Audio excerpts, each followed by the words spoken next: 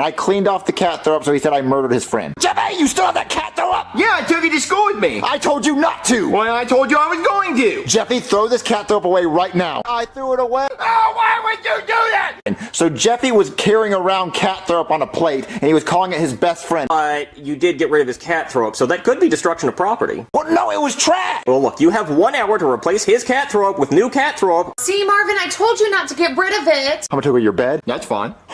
Come on, baby, let's find a cat. What? No, I didn't do this. I need your help getting a cat to throw up. No. Who's gonna help me? Hey, officer, can you come back? Hey, what's up? I was at the hors d'oeuvres table. You know, they get strawberries and grapes.